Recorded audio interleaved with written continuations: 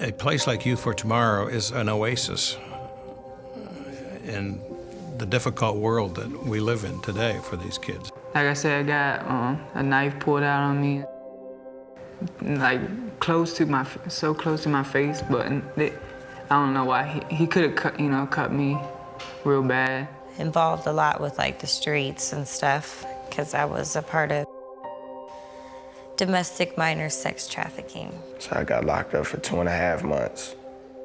Some of our kids come through the court system to us, so they come here angry because they got placed here. It was like, I didn't know anybody. And then they come here and they see that this is not a bad place. It doesn't look like a prison. It looks like a home. They don't need an hour or two on Sunday. They need a full-time place to go where somebody could love them, discipline them, and help them reestablish their life. A 200-acre campus. I see a 40,000 square foot state-of-the-art school. I see 5 modern homes built to house girls, 8 to 10 girls in a house.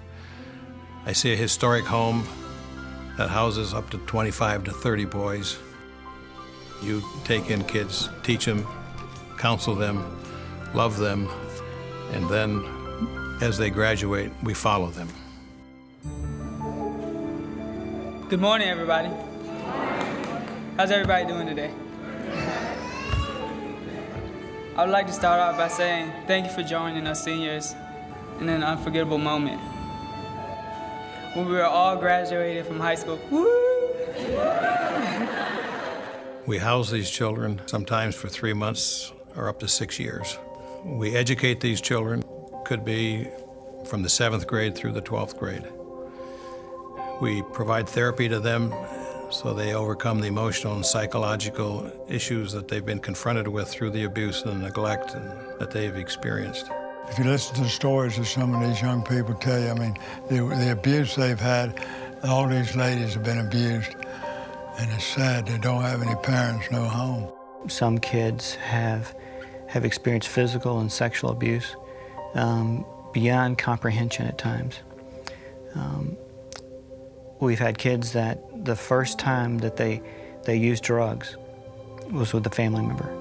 Their family members taught them how to use drugs, where to sell, where to distribute. And so their concept about adults are those that been a part of lying, cheating, and hurting them in various ways. We must have certified teachers to be an accredited school.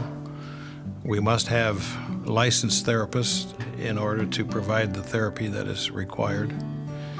And you have to have your loving residential staff 365 days a year. Honesty, and that's one thing that me and my wife both really stand on, is being honest with the kid, whether they see it as a negative or positive, getting them to deal with reality. Learning how to control and deal with reality while they're in the middle of a storm is key. We need to provide crisis intervention for children and their families within our community. We need to do diagnostic assessments of our children who come misdiagnosed. Some kids come here with 4, 5, 6 prescribed medications in their system. And we had one young man years ago who came with 13 prescribed medications every day.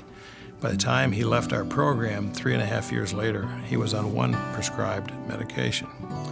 That's just illustrative of how we try to bring children to be able to seek their own resources in their own body, in their own minds, to correct their behaviors, their imbalances, psychological and emotional trials and tribulations. It's not an uncommon refrain for a child to come and say, had it not been for Youth for Tomorrow, I would either be dead or in jail. I think I would have been dead, seriously. If I tried to synthesize what we do and what we're all about, I think it would come down to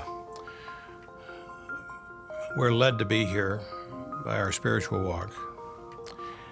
And therefore, we impart that spiritual essence in our soul to our children. When I do ministry here, I do it in 3 parts. I call it my 3 R&Rs, okay?